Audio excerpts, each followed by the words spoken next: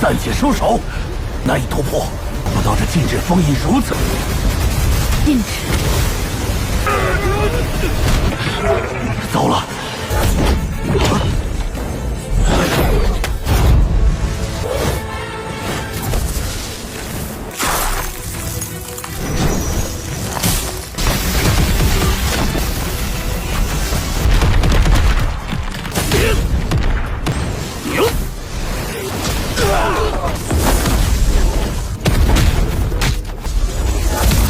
！Halo kalian semua, selamat datang di channel Singkat Padat. Bagaimana kabar kalian semua? Mimin harap kalian semua baik-baik saja. Dan pada video kali ini kita akan melanjutkan alur cerita dari serial Donghua Perfect World episode 168.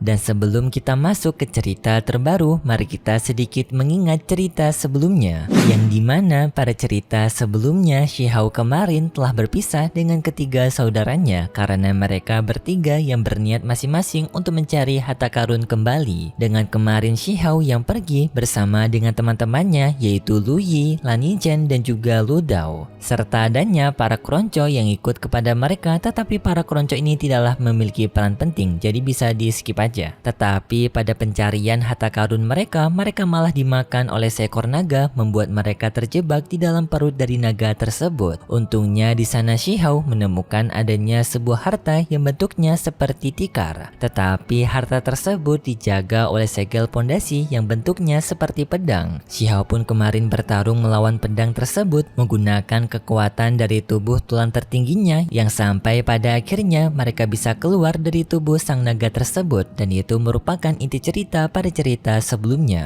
Kalau gitu pun sekarang langsung saja kita masuk ke bagian cerita terbaru. Cerita ini berlanjut dengan Shihao yang telah sampai ke tempat baru, yang di sini mereka berada di dalam gua. Tetapi gua yang sekarang mereka datangi ternyata memiliki tekanan yang luar biasa melelahkan, bahkan sampai membuat Lu Yi merasa kecapean dan meminta kepada mereka untuk beristirahat. Namun di sana Shihao sedang mencari keberadaan dari dua saudaranya yaitu Shi Yi dan juga Qin Hao. Mana tahu mereka berada di dalam gua ini, tetapi di sana Shihao tidak menemukannya. 我不走了，也不知秦昊十一二人，此地诡异难测。 Namun Lu Yi yang mengajak mereka untuk beristirahat tidak disetujui oleh Lu Dao karena di sini mereka tidak menemukan orang yang mereka kenal, dan Lu Dao menyarankan untuk tetap melanjutkan perjalanan mereka. Dan di sana mereka melihat adanya beberapa orang yang sedang berkultivasi di atas dari bunga Lotus, yang sedang melihat ke arah Shihao dengan penuh tanda tanya ingin mengetahui siapa Shihao ini. Tetapi baru saja mereka melanjutkan perjalanan ini, Lu Yi sudah tidak tahan dengan tekanan yang berada di gua ini, meminta kepada mereka untuk beristirahat. Shihao pun memperbolehkan kepada mereka untuk beristirahat, yaitu dengan menyuruh kepada Lu Yi dan juga lainnya untuk berdiri juga bersama dengan para orang-orang lainnya di atas dari bunga Lotus. Lu Yi, Lu Dao dan juga Lan Yizhen menerima perintah itu. Mereka bertiga pun duduk di atas dari bunga Lotus, yang di sana mereka seketika merasakan rasa kenyamanan di atas dari bunga Lotus ini. Sedangkan Shihao tidak ikut bersama mereka karena Shihao menemukan adanya sebuah harta yang berada di dalam ruangan. Di kolam dari bunga Lotus itu, Lan Yizhen melihat adanya seseorang yang menaruh darahnya di bunga Lotus. Lan Yizhen pun bertanya kepada orang tersebut, yang dimana orang itu menjelaskan bahwasanya jika bunga Lotus ini diberikan esensi darah mereka, maka bunga Lotus ini akan memberikan rasa kenyamanan yang lebih baik. Orang-orang lainnya yang mendengar itu pun mencoba, dan benar saja setelah mereka memberikan darah ke bunga Lotus itu, mereka merasakan rasa kenyamanan yang lebih baik. Sedangkan Shihao sekarang mencoba untuk mendekati pintu harta karun tersebut, yang dimana pada tekanan pintu harta karun ini membuat Shihao merasa cukup terguncang karena ia menyadari jika seseorang yang masih belum mencapai ranah dewa, kemungkinan tubuh dari orang itu akan hancur berkeping-keping. Dan di sana Shihao juga merasa heran kenapa semua orang yang berada di sini tidak mencoba untuk memasuki ruangan harta karun, tetapi mereka semua justru malah duduk di atas dari bunga Lotus. Serta di hadapan dari pintu harta karun itu, Shihao melihat adanya tulang berulang yang berada di depan pintu. Shihao bisa menebak bahwasannya tulang berulang tersebut berasal dari makhluk kuno terdahulu yang mencoba untuk membuka pintu harta karun, tetapi mereka mengalami kegagalan. Shihao pun bertanya kepada salah satu anggota yang berada di sana kenapa mereka tidak mencoba untuk menjebol masuk pintu harta karun. Orang itu menjawab mereka sekarang masih menunggu kedatangan dari orang lain karena segel dari pintu harta karun itu yang sangat kuat. Jika mereka berjuang sendirian, kemungkinan mereka kesulitan untuk menghancurkannya. Lebih baik mereka menunggu orang lebih banyak lagi untuk bisa menggabungkan kekuatan mereka. Tetapi salah satu anggota di sana merasa bahwasannya orang-orang yang telah berkumpul sekarang cukup banyak, yang sudah mencapai 21 orang. Mungkin dengan 21 orang ini mereka bisa membuka pintu harta karun tersebut. Orang-orang lainnya setuju dengan rencana itu. Mereka semua pun mulai menggabungkan kekuatan mereka untuk membuka pintu harta. Walaupun Shihao membantu mereka sekarang dan juga gabungan dari para murid itu, tetapi mereka semua masih kesulitan untuk bisa membuka pintu harta. Orang-orang pun hendak ingin menyerah, tetapi tidak lama kemudian tiba-tiba saja adanya 不如暂且收手，难以突破。不到这禁止封印如此， sang wanita naga yang datang ke tempat mereka dan berniat untuk memberikan bantuan kepada mereka, menyuruh kepada mereka untuk tetap menjaga segel tersebut, dan lalu sang wanita naga memberikan kekuatannya juga yang seketika bisa membuka pintu harta karun tersebut, membuat mereka semua pun memasuki ruangan harta karun. 禁止。 Setelah mereka memasuki ruangan harta, Shihao merasa cukup terkejut karena di ruangan harta ini tidak memiliki tekanan yang dahsyat seperti di luar ruangan, yang kemungkinan ujian dari tempat harta ini telah usai, yang dimana ujiannya merupakan tekanan sebelumnya. Tetapi setelah mereka memasuki ruangan harta ini, seketika orang-orang langsung bermusuhan satu sama lain karena mereka berniat untuk mengumpulkan harta demi mereka sendiri. Shihao sudah menyadarinya dan dirinya pun mulai berhati-hati berhadapan melawan orang-orang ini, dan di sana sudah terjadi keributan di antara orang-orang lainnya karena mereka memperebutkan sebuah harta yang berada di dalam kantung. Mereka semua bertarung satu sama lain untuk merebutkan harta karun tersebut, yang hal ini membuat semua orang pun semakin berhati-hati kecuali Shihao yang dengan santainya mencoba untuk mencari harta karun yang lebih berharga. Sampai pada akhirnya Shihao menemukan adanya sebuah harta karun yang merupakan keong pola langit. Tetapi sebelum Shihao mengambil harta karun tersebut, Shihao memutuskan untuk menunggu sementara waktu karena Shihao yakin adanya orang-orang lainnya juga mengincar harta karun ini. Benar saja, tidak lama kemudian orang-orang lainnya mulai mengincar harta karun dari keong pola langit dengan mereka bertarung satu sama lain, dan di saat itu adanya seorang penatua lain menggunakan senjata tungkunya, yaitu dengan serangan api menghancurkan semua orang yang berada di sana, membuat orang tua itu mendapatkan harta keong langit. Tetapi sebenarnya ini merupakan rencananya Shihao karena Shihao tidak ingin bersaing melawan orang-orang lain. Jadinya Shihao menunggu sampai satu orang tersisa, yang dimana orang itu si penatua tersebut, yang langsung Shihao menggunakan teknik reinkarnasi mengurung si pria gendut itu dan lalu menyerapnya. Setelah itu pun keong langit menjadi hak miliknya Shihao dan Shihao berniat untuk mengambilnya, tetapi tiba-tiba saja Shihao mendapatkan serangan dari sang gadis naga. Tetapi tak disangka si pria gendut sebelumnya ternyata ia masih selamat karena ia sebelumnya sempat menghindar. 糟了！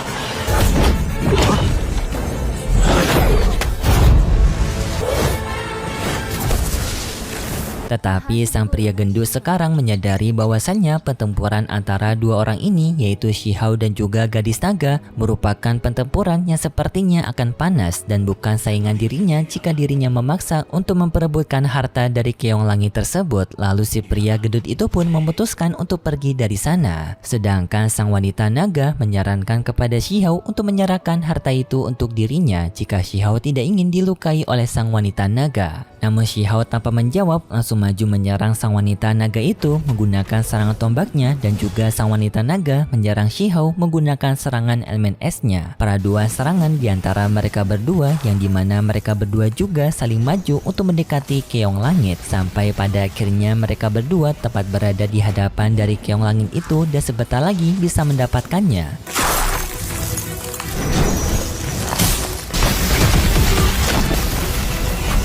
Tangannya Shihao juga hampir meraih dari keong langit, tetapi belum sempat dirinya menyentuh keong langit itu, tiba-tiba saja keong langit itu menghilang dari sana. Hal ini pun membuat Shihao dan juga sang wanita naga sangat bingung, apalagi Shihao. Shihao berpikir sebelumnya harta keong langit ini merupakan harta terdahulu yang diberikan kepada generasi terbaru, tetapi entah alasan kenapa harta itu bisa menghilang.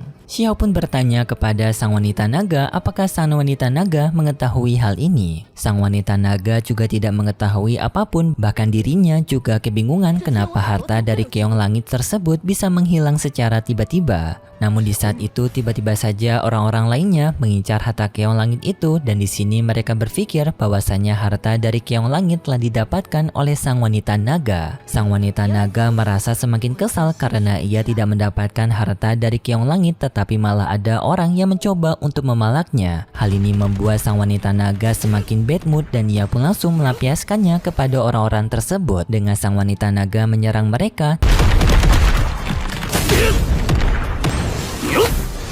Tetapi Xiao di lain sisi memutuskan untuk menghindari masalah dan mencoba untuk mencari harta karun lainnya. Tidak lama kemudian Xiao di sana menemukan harta karun yang dimana harta karun itu merupakan tanaman obat. Namun baru saja Xiao meraihnya, tiba-tiba saja harta itu kembali menghilang. Hal ini pun semakin membuat Xiao merasa penasaran apa yang sedang terjadi. Sedangkan untuk pertarungan antara sang wanita naga dan juga para pria perampok sebelumnya, para pria perampok tersebut bisa mementalkan sang wanita naga yang di saat itu ia mengarah ke tempatnya Xiao. Xiao pun menangkap sang wanita naga, tetapi ia malah salah tangkap, yang ia tangkap malah bagian PNTA-nya. Yang hal ini pun membuat sang wanita naga marah kepada Xiao, tetapi Xiao mencoba untuk menjelaskan bahwasanya ini merupakan kesalahpahaman. Dirinya sama sekali tidak berniat untuk menangkap bagian tersebut dari sang wanita naga.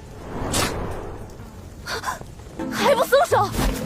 这也不是报复。 Tetapi di saat itu Xiao sempat bergumam mengenai rasa puasnya karena bisa menyentuh bagian PNTA-nya si wanita sang naga. Tetapi tak disangka sang wanita naga itu bisa mendengar suara hati dari Xiao, membuat sang wanita naga semakin marah kepada Xiao dan maju menyerang Xiao. Xiao pun juga sangat kaget karena ia nggak menyangka bahwasannya sang wanita naga ini dapat membaca pikirannya. Dan lalu pun terjadilah pertarungan antara Xiao dan juga sang wanita naga. Tetapi pertarungan mereka tidak berlangsung lama karena di saat itu tiba-tiba saja terjadi kejadian aneh kepada mereka semua.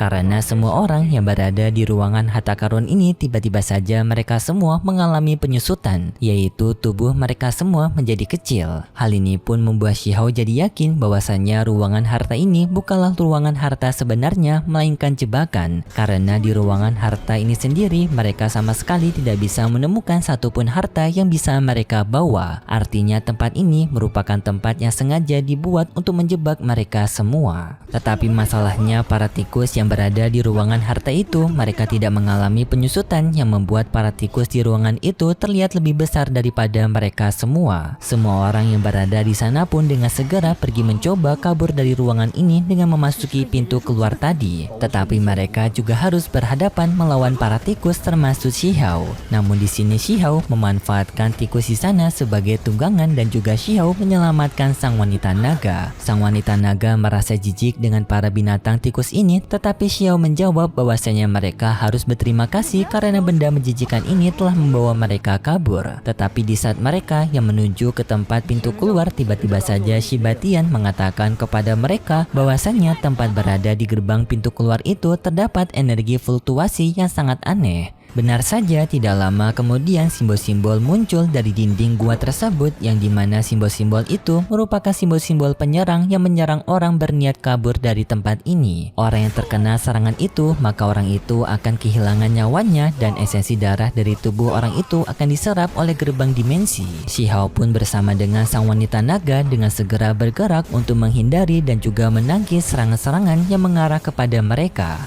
Tetapi karena serangan itu yang sangat banyak, membuat Xiao dan juga sang wanita naga pada akhirnya mereka berdua merasa kewalahan, dan Xiao pun mengajak kepada sang wanita naga untuk berlindung di bawah dari tungku petirnya. Sambil dilindungi oleh tungku petir tersebut, sang wanita naga mencoba untuk mencari cara agar mereka bisa menyelamatkan diri. Karena jika mereka tetap berada di bawah pertahanannya dari tungkunya Xiao, kemungkinan pertahanan itu tidak akan bisa bertahan lama, dan nasib mereka berdua akan sama seperti orang-orang yang telah kehilangan nyawa mereka dan juga esensi darah mereka diserap oleh portal tersebut. Namun di saat itu tiba-tiba saja Shiba Tian melakukan sebuah pergerakan yang menghantam sebuah dinding. Tetapi setelah itu kita berpindah di luar dari ruangan harta, yaitu tempatnya Lan Yingchen dan juga Lu Dao. Yang di sini mereka berdua masih menunggu kedatangan dari tuan mereka Xiao yang memasuki ruangan harta itu. Mereka berdua tidak berniat menyusul ke tempatnya Xiao karena mereka masih curiga bahwasanya tempat harta karun itu sepertinya tidak memiliki harta. Dan tidak lama kemudian terjadi ledakan dari ruangan harta, yang dimana ledakan itu berasal dari si Batian yang sebelumnya menghancurkan dinding, membuat jalan keluar terobosan, yang di sana Xiao bersama lainnya berhasil keluar dari ruangan harta tersebut. Namun segel penyerangan dari ruangan harta itu ternyata masih menyerang ke arah mereka semua, membuat mereka semua pun harus segera kabur dari sana. Xiao pun mengajak kepada semua orang untuk berkumpul, dan Xiao menyuruh kepada si Batian untuk membuat jalan keluar kembali dengan menerobos pintu dimensi. Tetapi si Batian mengatakan bahwasanya daya keras dari dinding batu tersebut lebih keras daripada dinding harta sebelumnya. Kemungkinan dirinya tidak memiliki kekuatan yang sanggup untuk menerobosnya. Tetapi sang pria gendut sebelumnya memberitahu kepada mereka bahwasanya ia memiliki harta kompas yang dapat mengarahkan mereka semua ke pintu keluar dari ruangan ini. Tetapi ia meminta kepada Xiao dan juga sang wanita naga untuk melindungi dirinya. Mereka bertiga saling setuju, dan di sini pria gendut menggunakan kompasnya. Ia pun telah menemukan pintu rahasia kelahiran, yaitu pintu dari jalan keluar gua. Dan Xiao bersama sang wanita naga pun melindungi mereka semua menggunakan kekuatan mereka dari serangan simbol sebelumnya. Setelah itu mereka semua juga menggabungkan kekuatannya untuk menghancurkan dimensi tersebut agar bisa menjebol pintu keluar. Tetapi sayangnya setelah itu pun juga cerita dari serial Donghua Perfect World episode 168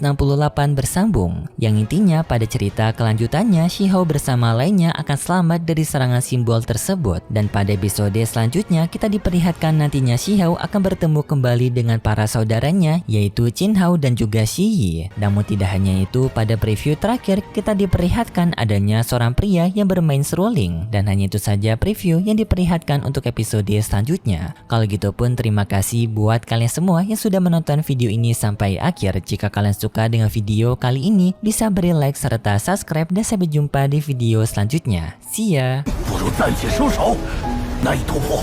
不到这禁止封印如此。禁止。